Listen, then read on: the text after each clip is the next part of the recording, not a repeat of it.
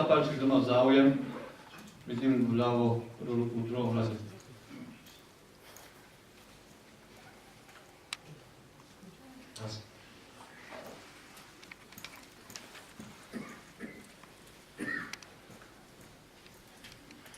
Yes, Jan Rudy. My question would be, Mr. Palmer, how would you assess what is going in China today, political and economic system in China?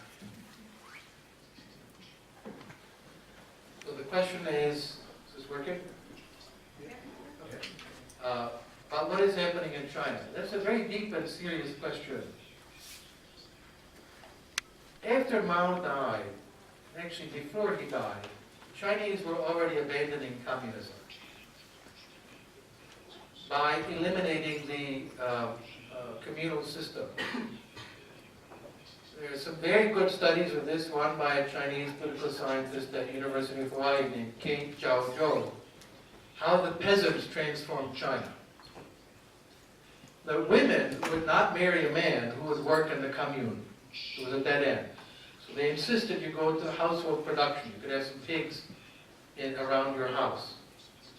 And people dismantled the communes spontaneously all across China and began to create capitalist enterprises. There was a very interesting process called wearing the red hat.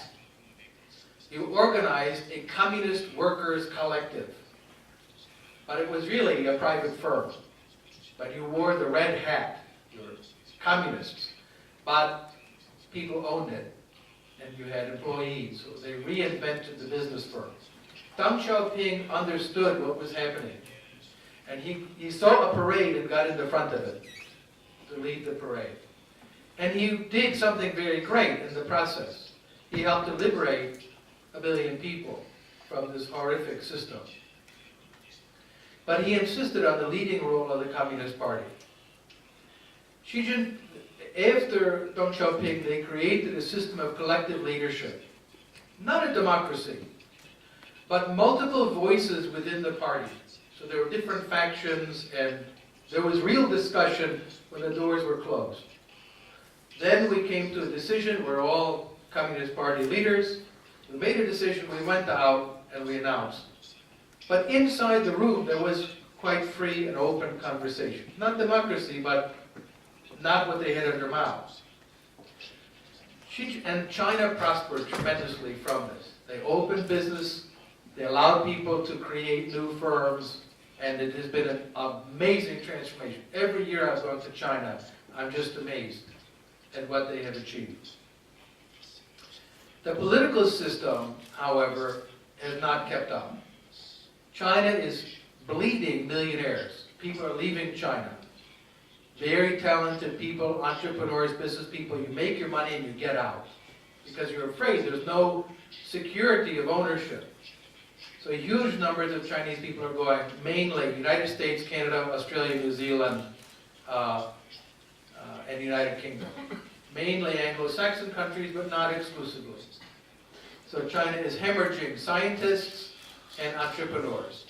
And there's massive capital flight from China.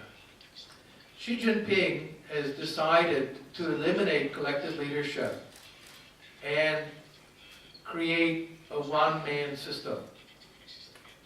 I predict a catastrophe if he succeeds, because that was China's problem in the past. Mao Zedong killed maybe 45 million people during the Great Leap Forward. It was unbelievable extermination. Frank de Cotter, who was a historian in Hong Kong, University of Hong Kong, his book, Mao's Great Famine, is really an eye-opener. He had access to the Politburo minutes.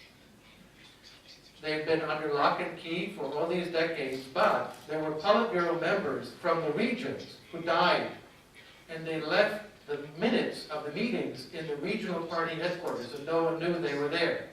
De Cotter went in and copied them all. So he got access to documents that denied to anyone for decades. The communist leadership knew about it, and he was able to show that the death toll was about 50% higher than previous estimates. Really quite horrifying experience. And that came about because everything was under the control of one sociopath, Mao. He then launched the Cultural Revolution afterwards when other communist leaders came to him and said, look at what you did. And the Cultural Revolution was a way to get rid of that, to cover his crimes. From even other communists who began to point the finger and blame him. So Xi Jinping is tightening the system quite dramatically. Most of my friends in China are apprehensive. The institutes like the Conservative Institute here are being shut down in China. There was quite an extensive network of free market classical liberal institutes, and they're being systematically closed. Their internet presence is being wiped out. They're making it much more difficult to have VPN, virtual private networks, to get access to international internet. And Bitcoin exchanges have just been closed because people are using Bitcoin to exchange outside of the state, and in particular to move assets out of the country. So there is an emerging dictatorship in China. It's very worrisome. And around the world, the Chinese government is exporting what they call the China model. Not so much in Europe, but all throughout Africa and Latin America, they're rapidly promoting this China model, which is no democracy, autocracy, and a managed, state-managed and state-directed economy. Not communism, but the state will have the leading role. Finally, if you want to look at how the Chinese economy is done, I recommend some reports by an economist named Li Wei-sen, who's the chairman of the economics faculty at Fudan University, which is one of the top 2 universities. He looked at the falsification of the aggregate data. He said, do not believe what the Chinese government says about economic growth. He looked at things they had not falsified, such as electricity consumption in the coastal regions. And he said it had been declining. That wouldn't be true if factory output was continuing to increase. And the second is Unirule Institute under Shen Hong did a major study countering the claim of Xi Jinping and others that the Chinese economy is led by state enterprises because they're profitable. And they're all run by the elites, the children of the Communist Party elites, the communist oligarchy, about 500 families. He said, well, if you take those firms and do a serious accounting and look at the implicit subsidies they receive, they get state financing from state banks at less than half the interest rate of private financing. They get state-subsidized petroleum, state-subsidized electricity. They don't pay rent. So all those things, once you do a serious accounting and factor that in, they're all money losers. The real Chinese economy tends to be small and medium enterprises that are privately owned. But there's a lot to look at what's happening in China, and I'm afraid most of the news for the near future is not good as a consequence. Záujem rastie, nech sa páči, tu bol pán prvý.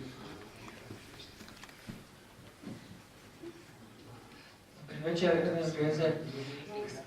Spomínali ste, pán Palmer, ten veľký dlh USA. Myslím, že sa stále zväčšuje ten dlh. Že nedali sa to zastaviť, že už aj Gréci pomaly zastavili, aj my, a teda zastavujeme, ale vy teda USA nie. No a chcem sa spýtať, že či teda má americká vláda nejaký plán, ako zastaviť to zadlžovanie a prípadne aj splatiť ten dlh, alebo to len teda ako len praskne ako bublinu, alebo nie, či je to reálne. Ďakujem.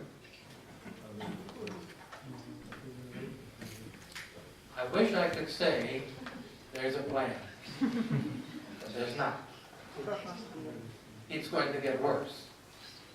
And one of the reasons is our president is a very impulsive man. You may have noticed. And he wants to spend a lot more money on construction because that generates construction jobs, and he views that as a key political constituency of construction workers. And so he's proposed another $1 trillion a year to $2 trillion a year in expenditures on building highways and bridges and things of that sort. Now, I'm not against building bridges if you need to build a bridge, and if it's broken, you should fix it. But don't build it thinking you're just making the economy better. You're just wasting your money. So in my opinion, we're not going to see budgetary restraint. What we have seen in the U.S., this makes the U.S. political system a bit different from European ones, is divided government seems to be the most limited government. When the president is from one party and the Congress is from the other. You get actual debate about spending. But when the president and the Congress are from the same party, doesn't matter which, you get two problems. Number one, they spend a lot more money. And number two, they're more likely to go to war. Divided government goes to war less frequently than unified government. You look at the last 150 years. And so I'm not optimistic about the near-term future with this government. If the Republicans finally are willing to stand up to Mr. Trump, who's a bully, and say no to him, maybe we'll see some positive movement. But so far they're afraid of him. He's a very malevolent person, and he punishes you if you disagree with him. I thank God every day we have our Constitution and our independent judiciary to keep him in check, because he would love to be the dictator of the United States. So you now know my view about Mr. Trump. I think he's a disgrace. Every day he opens his mouth and says something vulgar and shameful, filthy language, but his politics is worse. It's worse. So I'm very fearful of him, and I'm not optimistic about the short term for limited government, for constitutional government in the United States. And that really hurts me, because that's where most of my family lives now. And I'm rather fearful at the moment. So we want you in Slovakia to work for limited government and freedom. So when the refugees stream out of the United States, we'll have some place to go. Dostaneme v tomto rade tú hnedom svety.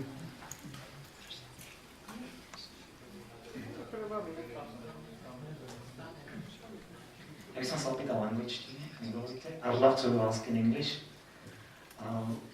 And I apologize if the question is trivial. Would you be so kind to share which country do you see as the model of non-socialist behavior, philosophy, government, maybe in a world perspective and possibly in Europe perspective, if you'd be so kind? Thank you. That's a most interesting question. There's no country that is the ideal, because we're always in a process of movement, and special interests try to get their way at the expense of the public. This is a normal part of human life. But there are some countries that have been getting it right. First, let's start with countries coming from a very low base that are improving. Much of Africa, they're not an ideal, but compared to where they were, the improvement is very clear through most of the continent. An improvement in rule of law, market economy, and rising per capita incomes. The world doesn't perceive it because we still think of starving babies as the image of Africa, but it's not the reality. The reality is a big improvement. Latin America, with a couple of exceptions, Venezuela being the notable one, is improving. And I'm really very impressed by that. Populism rose, it peaked, and now it's declining. And look at what is happening in Argentina. They swept out the fascist government there, the Kirchner, the Peronist were swept out. And they've seen very quickly actual economic improvement, as well as a return to more rule of law under President Macri. So there are places where I'm optimistic, given the base. That's the relevant thing. Nothing is perfect. What's the base? Are they going in the right direction or the wrong direction? The other one I would mention, two others, Canada and New Zealand. If you want to look to good economic policies, I'm afraid don't look to the United States over the last 12 years. Look to Canada. Canada has had a much more mature discussion of public finances. They have managed to reduce the net indebtedness of the state. Not enough, but it's going in the right direction. The U.S. is going in the wrong direction, in my opinion. And they have diminished the state's impact on the economy and the society generally. And New Zealand is the other one.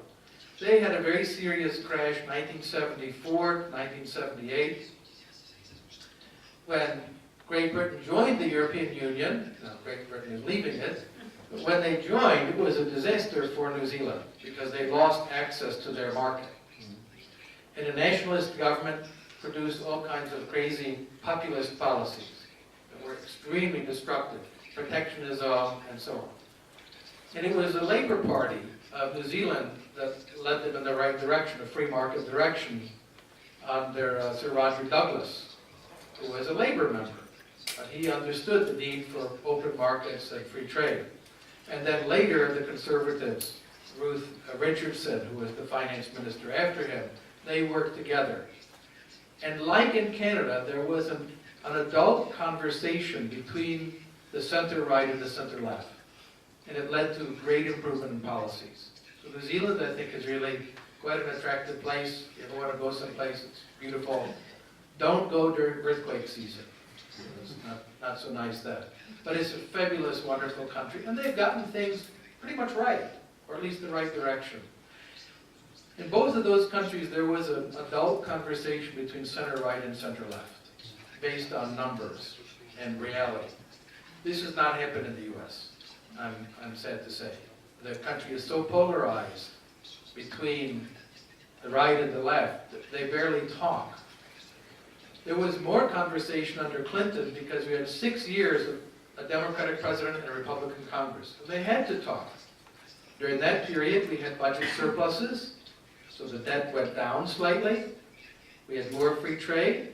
We had pretty good policies. But today in the United States, right and left don't talk. That's why I think it's very important for classical liberals and libertarians and call it the U.S.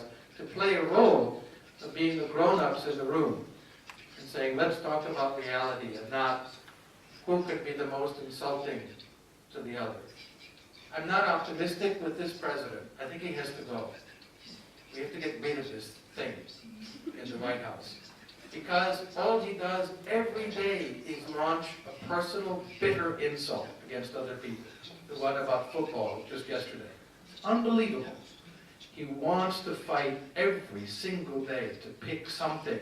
He can't have a conversation with people. That's why I look forward to President Pence. He's not my favorite man, but he's not crazy. And this, to me, is an improvement. To have someone who's willing to sit down and have conversations. So, there are New Zealand and Canada are examples I think are going in the right direction, and I admire them for it. Last thing I'll say, it's because of people like Peter and his colleagues that Canada and New Zealand have gone in that direction. Fraser Institute of Canada, Montreal Economic Institute, and so on, the New Zealand Roundtable. These are the members in the Atlas Network with our Slovak partners, and they're the ones who really pushed this, this transformation of those two countries. What about such examples as Hong Kong, Singapore, Switzerland? What do you think? Talk about Hong Kong and Singapore first. These are outliers in performance. They're very small countries. One of them is not quite a country. It's a special administrative region of China. They did fabulously well, but it's not a good model because the model is first become a colony of Great Britain, number one. Second, have Great Britain forget you exist. Third, have Great Britain send a Scottish administrator who likes Adam Smith, Sir John Cowperthwaite. So those are the three ways you become Hong Kong. It's a very difficult strategy to implement someplace else.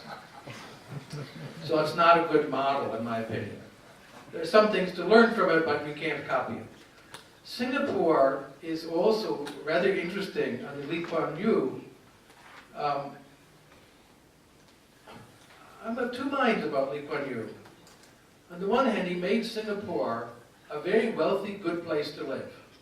On the other hand, he was sometimes pretty brutal about it. Not brutal as you understand communists were, but he did things he knew were wrong and violations of the rule of law. So he made it a place people want to move to because it's very wealthy, and if you mind your own business, no one bothers you. But if you talk about politics, then they bother you. They bring lawsuits against you, you have tax problems, and so on. So they created a little island of rule of law, but it's like a giant shopping mall. It's not a copy. It's not a country you could copy. So the lessons we can draw for politics are very limited from both of those examples. Switzerland has the great advantage of a long tradition of federalism. And I think that's the key to Swiss success. How many of you can name the Swiss president? Anyone know the name of the president of Switzerland? Okay, you're like the average Swiss audience. Ask Swiss people, who's the president of Switzerland this year? I don't know. That's a good thing. Sorry? A lady. That's all you know, right? The reason is that the central authority doesn't have such enormous powers. Things are devolved to the cantonal level. And this has been, in my opinion, the source of Switzerland's tremendous institutional strength. And the other element is what they have that can be replicated elsewhere. It's called the Gemeinde. And the Gemeinde are local communities who solve local problems. So if we have a problem in our village with erosion of soil from the mountainside, we don't go to Bern to say, fix it, like they would in France. They immediately send a delegation to Paris and lobby people to fix the problem in your neighborhood. The Swiss people say, we'll form a Gemeinde, and we'll fix the problem among all the people it affects. That's really important principle, and it's a good one that could be copied. Don't always come to Bratislava if you have a problem in your village. Just fix it in the village. So that part I find very admirable about Switzerland. And it is one that other places can't copy, whereas becoming a British colony is not one. Nech sa páči, presunieme sa trochu doľava. Biele košely. Tam.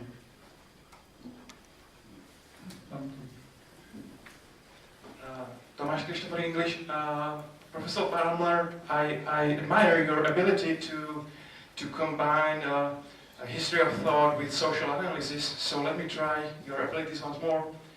In 1930 or 1932, Hayek wrote an article about some German state programs about the state construction to give employment to people, and he sent it to Wilhelm Röpke,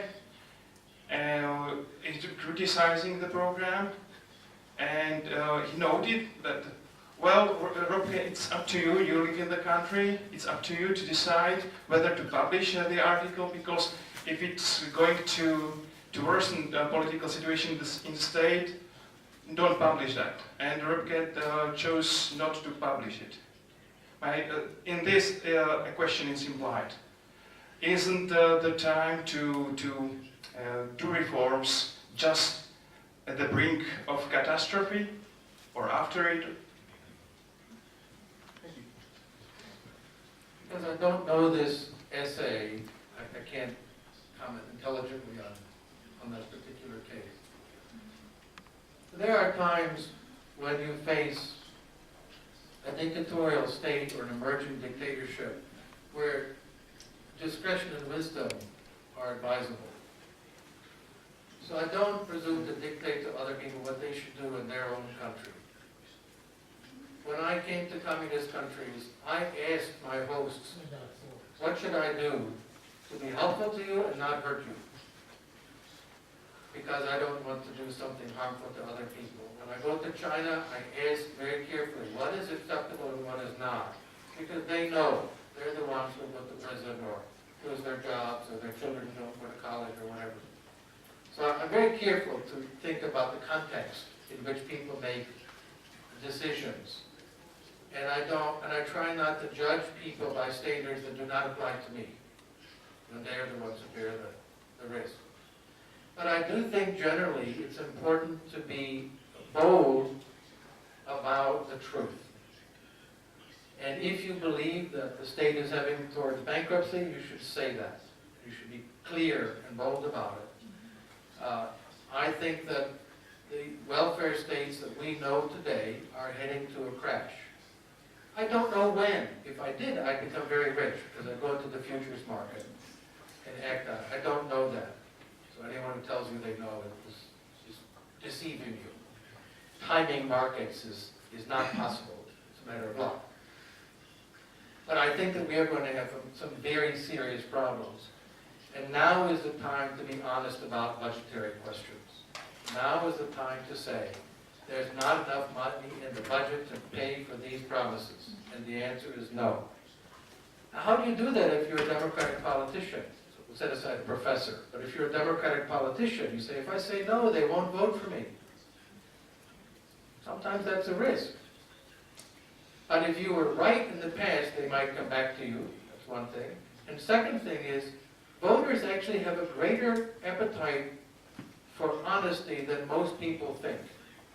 If you're honest with people and they can tell you're telling them the truth and not flattering them, you can do more than most people would think possible. If it's known that you will be honest with them and not pander to short-term interests or prejudices of various sorts. So in general, I favor that kind of bold language. And I think, especially when it comes to speaking the truth about what is going to happen. Let me give you a very simple example in the United States that caused a lot of trouble. When the Bush administration, with the support of the Democratic Party, with the support of Mrs. Clinton, with the support of the Labour government of Britain, and so on, decided to invade Iraq, a few people said, this is going to be a big disaster. The chairman of the Cato Institute was one of them. Former president of the Council of Economic Advisors, President Reagan. He said, this is going to be a disaster. People attacked him, he was not patriotic, and on and on. He debated the former head of the CIA. He said, this will not turn out well, do not do this. We lost that debate, I'm sad to say. But we were right. And other people came back and said, you guys were right on that. And there's much more caution about this. Unfortunately, now we have a president with no impulse control who threatens to invade Korea and Venezuela and so on. But many people in the public understand this is not going to end well.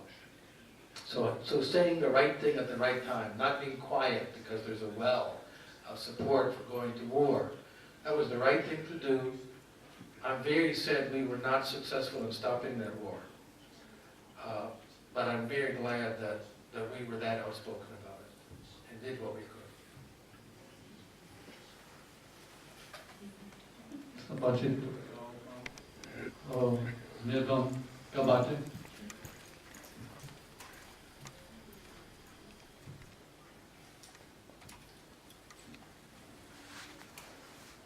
Chcel by som v slovenčine odpovedať.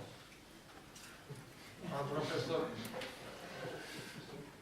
som smutný z toho, ako vy vidíte tú situáciu. Z celého sveta môžeme povedať, že sú dva nie veľmi významné štáty, ktoré jaksi fungujú tak, jak by to bolo dobré. Mňa ale zaujímalo to vaše konštatovanie o tých prvkoch sociálneho štátu, ktoré ste ukázali na konkrétnom, sú silné aj Spojených štátov amerických. Spomínal ste tu agentúru poľnohospodársku, známy Obamacare, a podľa mňa najsilnejší tvorca sociálnych prvkov a sociálneho štátu je FED, ktorý neustále roky valil nekryté peniaze a teraz má z toho USA vážny problém. Chcel by som poznať váš názor.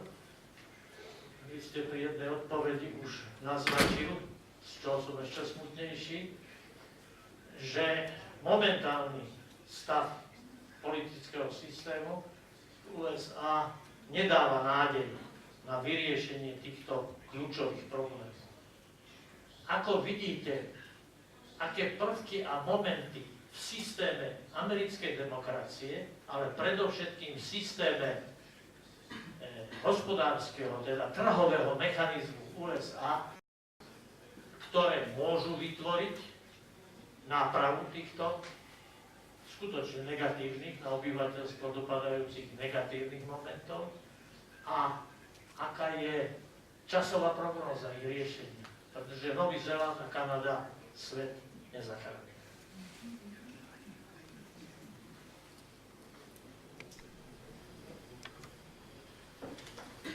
Open a gigantic barrel of questions with that. So, I'm not short-term optimistic about the political system in the United States because I consider Mr. Trump to be a black swan, an unpredictable element, and extremely dangerous. He's the man our founding fathers warned us against. It's as if they had a crystal ball, and James Madison and George Washington looked in and they saw orange hair and predicted this man will come, and they wrote a document to control him. And so far, it's almost working.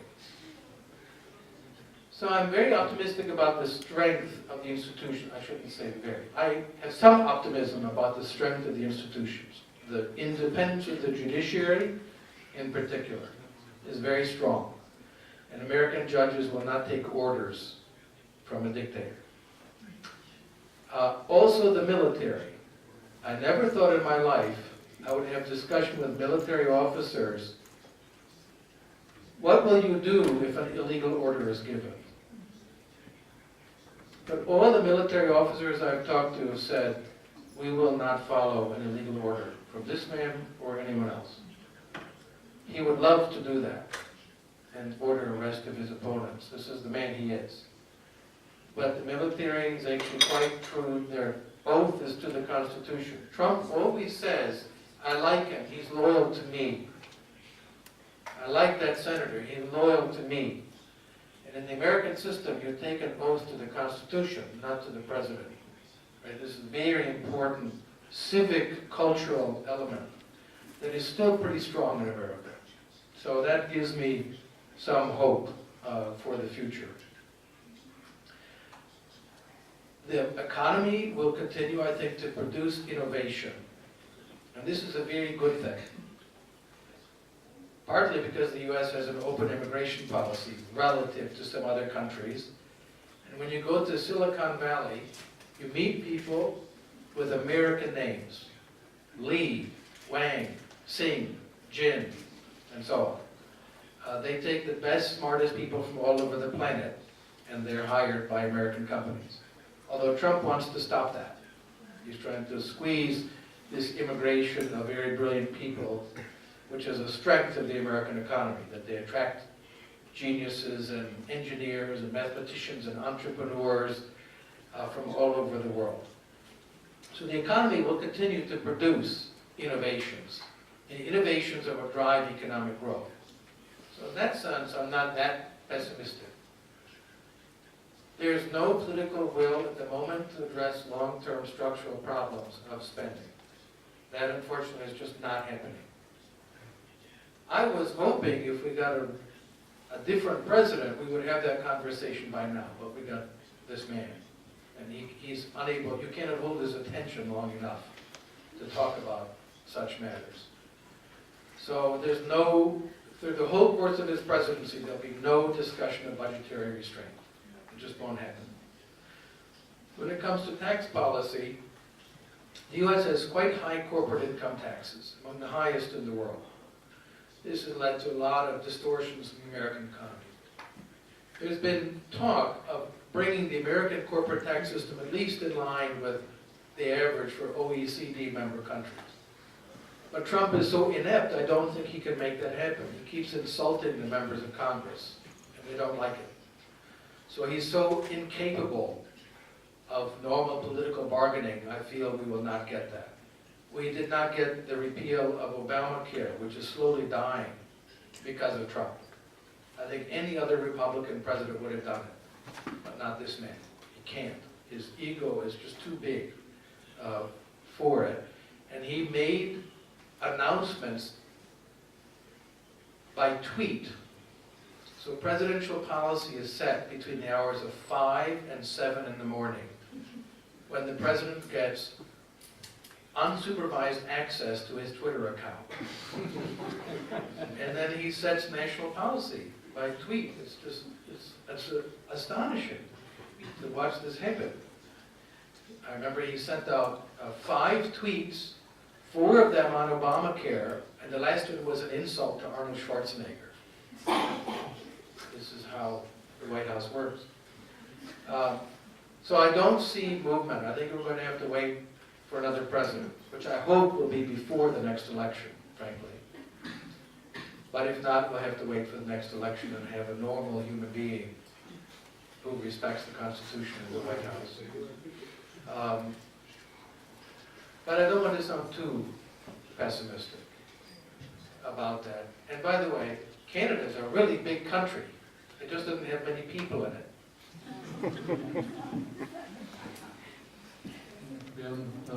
Čas je vzácny, takže poslednú otázku dáme priestor z nášho pohľadu v krajnej ľavici. Tam pán s Ivom Svety. Láskaš. Ďakujem. Moje meno je Dinuš. Mal by som jednu krátku poznámku a otázku v slovenskom jazyku. V závere svojej prednášky ste predstavili marxizmus ako antižidovskú doktrínu alebo antižidovskú teóriu. Povedali ste, že Marx nenávidel Židov. Lenže slovo nenávisť, podobne ako slovo láska alebo priateľstvo, sú morálne kategórie. Ako je známe, Marx nevybudoval svoju teóriu na morálnych kategóriách, ale na ekonomických kategóriách. Z tohoto hľadiska považujem vašu interpretáciu marxizmu za účelovú dezinterpretáciu. A otázka. Povedali ste vo svojej prednáške, že Sovietsky zväz skolaboval sám o sebe. Lenže Sovietsky zväz a jeho spojenci existovali v podmienkach studenej vojny. Je známe vyjadrenie bývalého ministra zahraničných vecí Spojených štátov amerických Jamesa Bakera, že Spojené štáty vynaložili miliardy dolárov na to, aby vyhrali v studenej vojne. Nie je teda kolaps alebo pád Sovietskeho zväzu a jeho spojencov do veľkej miery výsledkom ofenzívy západných antikomunistov?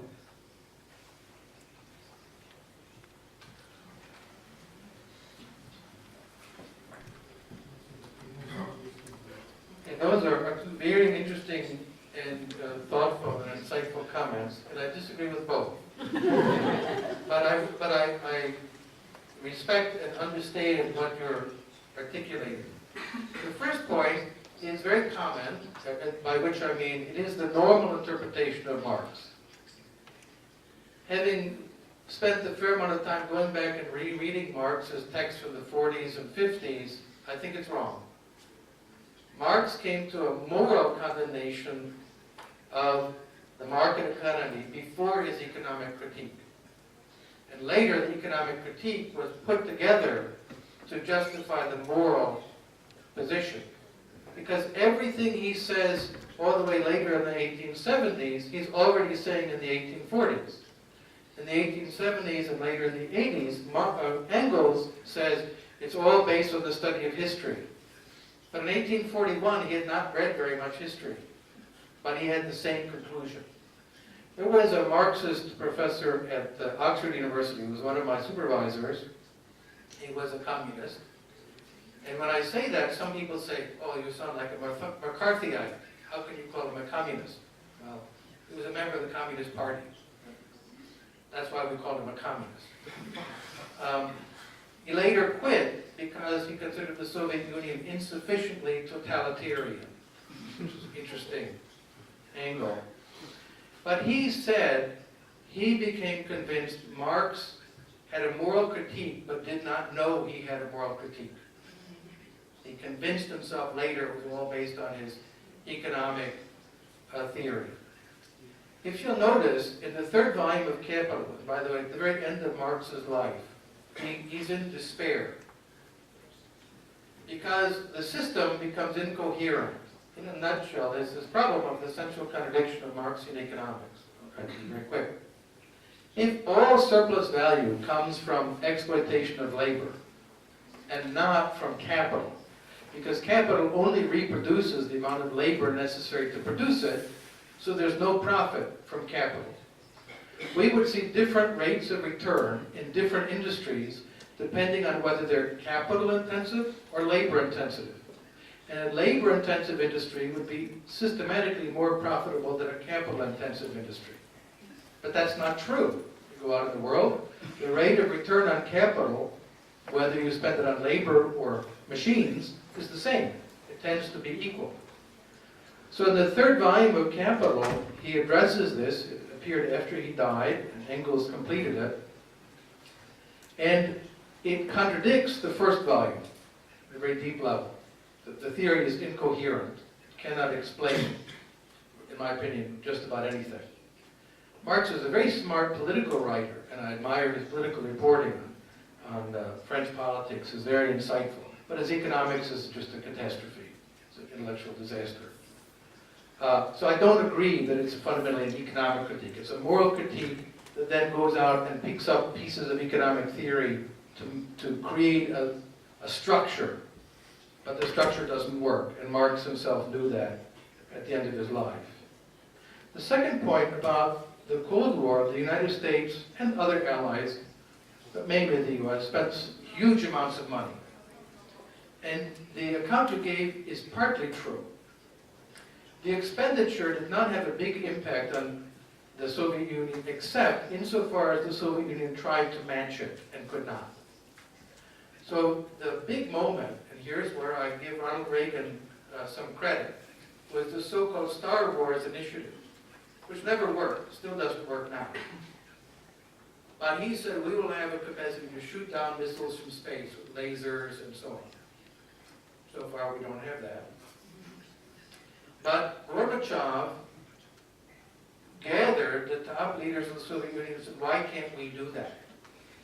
And they said, Comrade Gorbachev, because we can't. We can't match them in anything. We can produce lots of AK-47s, but we can't produce the high quality weapons that they can produce. And that's when he began to say, why not? There's, by the way, one more point about the collapse of the Soviet Union.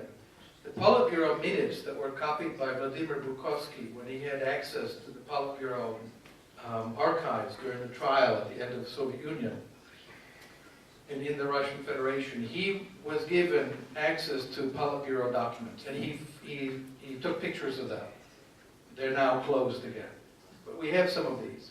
And the most interesting were the ones when General Jaruzelski was sending messages saying, help, help, help, the Poles are going to uprise, you have to help me to keep Poland in the Warsaw Pact, or I can't control them. And Brezhnev says, pre-Gorbachev, but Gorbachev was Minister of Agriculture at the time. Brezhnev says, what do you want? He said, meat. We need meat. I forget the number, so many metric tons of meat. Brezhnev says, all right, all units of the party, go find meat to send to Poland. In every Politburo meeting, they say, comrades, how are we doing? They say, all units of the party are busy. They say, and where's the meat? Finally, they send a small fraction of what was requested. All these documents are now available. You can get them online. Jaruzelski writes back, he says, what you sent to us was so disgusting, because they did not use refrigerated cars. If we put it for our dogs, Polish dogs will not eat this. That was the Soviet Union. That was its enormous productive capacity. It was so broken that they could not gather, whatever it was, 60 metric tons of meat to send to Poland to support the Jaruzelski government. So I think it was internal collapse. But the Cold War played this role at the end of convincing Gorbachev he could not match the scientific and high-tech weaponry, which led him to say, what are we doing wrong? And then a cascade of bad policy responses that led to the collapse. So I'll give it 1/3 of the answer. 2/3 was it was going to fail sooner or later. Well, I want to conclude by thanking you. You're very, very gracious and patient with my long, long answers. And I want to thank Peter and his colleagues for the invitation to revisit Bratislava and experience Slovak hospitality. Thank you.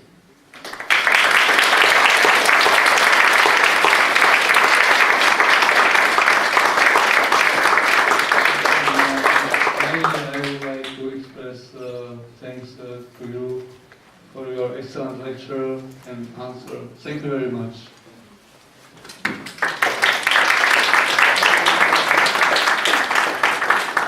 All of you are financial sponsors of the Institute. Very important.